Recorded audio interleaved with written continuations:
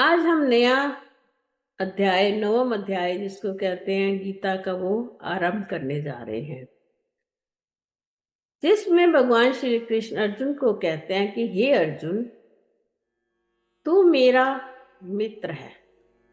जो मित्र होता है ना, वो किसी के दोष नहीं देखता, दोष नहीं देखता। दोष दृष्टि कौन देखते हैं? जो हमारे शत्रु होते हैं, जो हमसे प्रेम नहीं करते, ऊपर का दिखावा करते हैं, वो हमारी हर बात में दोष निकाल लेते हैं। जैसे देखो, आप ऐसे समझो, हम किस में दोष निकालते हैं? अपनी बेटी में कभी निकाले हैं किसी ने? बहू में कितनी जल्दी निकाल लेते हैं। बहू से कोई गलती होए सही, एक बार उसी समय दोष निकाल लेंगे, बेटी को इग्नोर कर देंगे। इसी प्रकार श्री कृष्ण और अर्जुन दोनों आपस में गहरे मित्र हैं। जो गहरा मित्र होता है वो दूसरे की भलाई चाहता है। भगवान अर्जुन युद्ध करने से जब मना करता है तो भगवान को अच्छा नहीं लगता। भगवान कहते हैं ये मेरा मित्र है, इसको मुझे बताना चाहिए कि जो तू सोच रहा है कि ये शरीर मर जाएगा, तो इसको भी ज्ञान ही नहीं है कि ये शरीर तो तू है ही नहीं। इसलिए उसको ज्ञान देना चाहते हैं भगवान श्री कृष्ण अर्जुन को। अर्जुन के माध्यम से आने वाली पीढ़ियों को भी ज्ञान देना चाहते हैं। अब वो कहते हैं कि हे अर्जुन, गुह्यतमम का अर्थ यहाँ पे हमें ये लगाना चाहिए, जो चीज हम सबसे छिपा के रखें वो क्या होती है? गुह्यतमम। जैसे कि हमारे घर में जितनी वस्तुएं हैं प्रत्यक्ष दिखाई दे रही है ना। आपके घर में बर्तन है, सोफा है, टीवी है, फ्रिज है, वो क्या प्रत्यक्ष है। परंतु आपके घर में कितना धन है, आपके लिए वही गुह्यतम है। आपके पास कितना सोना है, आप कहाँ सामने रखोगे उसको? धन और सोना, संसार के जीव जो होते हैं उसको बड़ा कीमती जानते हैं। हमारे लिए, संसारियों के लिए तो यही कीमती है ना, कि धन को संभाल के रखना है, और जितने भी कीमती चीजें हैं उनको संभाल के हम कहाँ रखते हैं? लॉकर में। जहाँ उसकी चाबी किसके पास होती है? हमारे घर के मुखिया के पास होती है, जो घर का मुखिया होता है, चाहे कोई भी हो, स्त्री भी हो सकती है, पुरुष भी हो सकता है। इसी प्रकार भगवान कहते हैं ये जो मेरा ज्ञान है ना, ये मैंने बड़ा ही गुह्यतम रखा हुआ है, सबसे छुपा कर। हर एक व्यक्ति को मैं अपना ज्ञान नहीं देता। आप भी सारी बातें बताते हो किसी को? सारी बात तो नहीं बताते हो ना। जो अंदर की रहस्य होता है वो अपने पास ही छुपा के रखते हो। इसी प्रकार श्री कृष्ण भी कहते हैं कि ये सारी बातें मैं सबको नहीं बता सकता अर्जुन, तू मेरा इष्ट मित्र है, इसलिए तुझे मैं ये जो ज्ञान है, जो कि संसार में किसी को भी प्राप्य नहीं है जब तक कोई यत्न करके मुझसे मांगता नहीं है, परंतु तू मेरा घनिष्ठ होने के कारण और मेरा संबंधी होने के कारण मैं तुझको ये ज्ञान जो है विज्ञान के सहित बताऊंगा। विज्ञान के सहित बताने का यहाँ तात्पर्य हमें समझना है। ज्ञान तो हो गया ना, जब कृष्ण के अनुसार ज्ञान तो हो गया, अहम ब्रह्म अस्मि। विज्ञान क्या हो गया? तत्त्वमसि, जो मैं हूं वही तू है। फिर उसका प्रैक्टिकल करके बताते हैं कि विज्ञान क्या है। तो कैसे जानेगा कि जो मैं हूं वही तो तू है? उसी के लिए सारे साधन बताए गए। विज्ञानम सहितम यज ज्ञातवा, जिसको जानकर, यज मैंने यत लगेगा, यत ज्ञातवा, जिसको जान जाता है जब व्यक्ति उस गुह्यतम ज्ञान के बारे में, उस रहस्य के बारे में, और वो भी प्रैक्टिकल अनुभव करके, अनुभव में जिसके आ जाता है वो ज्ञान कि वास्तव में मैं वही हूं, मैं ये शरीर नहीं हूं, अगर मैं शरीर होता, है ना, अगर मैं शरीर होता तो शरीर मरने के उपरांत भी पड़ा होता है, परंतु वो का चेतन ब्रह्म उसमें से निकल गया होता है। वो ना बोलता है, ना खाता है, ना सोता है, ना जागता है। जिससे सारी ये क्रियाएं होती हैं वो ज्ञान है। वो है जो सबके अंदर समाया हुआ है, जो अंतर्यामी है, जो प्रत्येक की सत्ता है, जिसके बिना कोई भी जीव कोई भी कर्म भी नहीं कर सकता। एक पत्ता नहीं हिल सकता उसके चेतनता के बगैर। ये ज्ञान जो है, विज्ञान सही श्री कृष्ण अर्जुन को बता रहे हैं, बताएंगे पूरे 9वें अध्याय में कि जिसको जान जाएगा तू, फिर तेरे को क्या होगा, दोबारा इस संसार में आना नहीं पड़ेगा।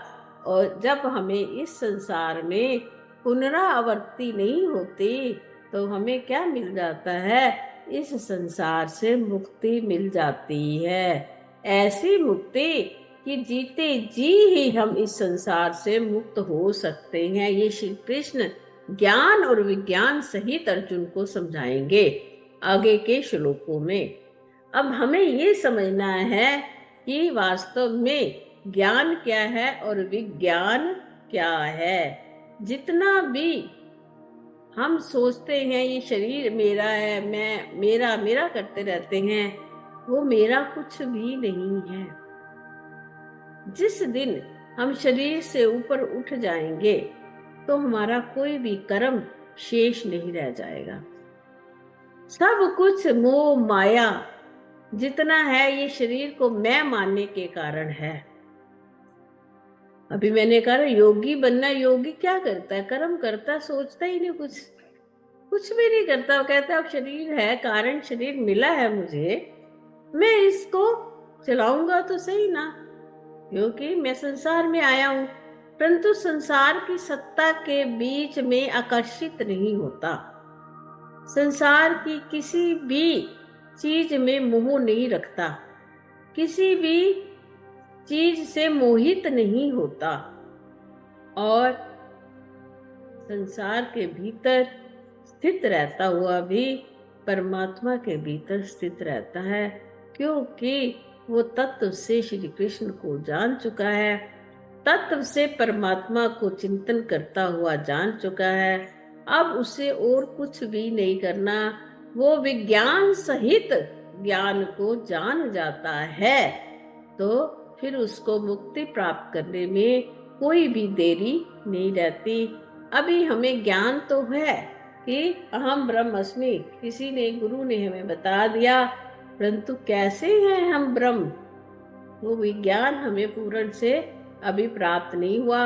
हम हमेशा कहते हैं मैंने किया, झूठ बोले तो तूने किया, सच बोले तो मैंने किया। अभी हम मैं और तू में भेद रखते हैं, अपने और पराये में भेद रखते हैं, मित्र और शत्रु में भेद रखते हैं। मान मिलता है तो बड़े ही हर्षित हो जाते हैं, अगर हमें थोड़ी सी दो बात भी कोई सुना देवे तो हम बड़े शौक में आ जाते हैं ना सारे, या हम क्रोध में आ जाते हैं। लोभ भी हमारे भीतर कूट कूट कर भरा हुआ है। जब जीव काम, क्रोध और लोभ इन तीनों से उठ जाता है, वैसे तो 5 हैं, परंतु ये 3 बहुत ही तंग करते हैं हर जीव को। कामनाएं इतनी हैं, वो पूरा नहीं होती है, फिर क्रोध आ जाता है, छोटी छोटी बात पे क्रोध करते रहते हैं।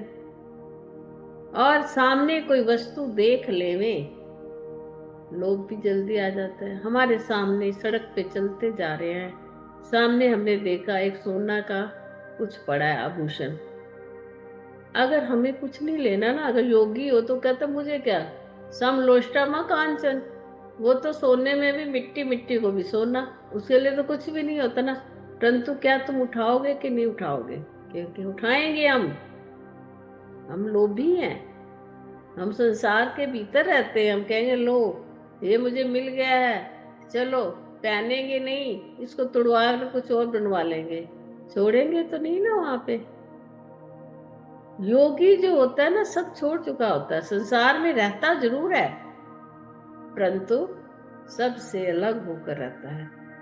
वो वाली स्थिति जब हमारी हो जावे तो हम ज्ञान को विज्ञान सहित समझो जान गए। हम जान गए कि हम संसार में क्यों आए थे। हम संसार में आए थे पिछले कर्मों का हिसाब करने के लिए। आगे हमने कुछ इकट्ठा नहीं करना, परंतु हम लोभी हैं, हम कामी हैं, हम क्रोधी हैं। काम क्रोध लोभ मोह माया छूटई सब जब राम की दाया। जब प्रभु राम, प्रभु कृष्ण हमारे पे कृपा करेंगे तभी हम काम क्रोध और लोभ से छूट सकते हैं, अन्यथा नहीं। हमारी कोई शक्ति नहीं है कि हम छुड़ा देवे। प्रभु हमारे पे कृपा करते हैं तो हमारी सारी कर्मों का नाश भी कर सकते हैं, पुण्यों का भी और पापों का भी, और हमें अपने आप में मिला सकते हैं। इतना भगवान में शक्ति है और उसी में हमें मिलना है। मिलना क्या है? निर्मल मन होकर मिलना है। जब हमारे मन में किसी प्रकार का कोई भी दोष नहीं होगा, कोई दोष दृष्टि हमारे भीतर नहीं रहेगी, तो परमात्मा को वही व्यक्ति अच्छा लगता है जिसका मन निर्मल होता है। ये सब जितना भी हम साधन कर रहे हैं, ये सारा विज्ञान अपने मन को स्थिरता के लिए, शांत करने के लिए, निर्मल करने के लिए, ये जितनी भी साधना हम कर रहे हैं, इसी से हम योग को प्राप्त होंगे। जब हम योग को प्राप्त हो जाएंगे तो उस परम पिता परमात्मा के परम पद को भी प्राप्त हो सकते हैं। हरि ओम।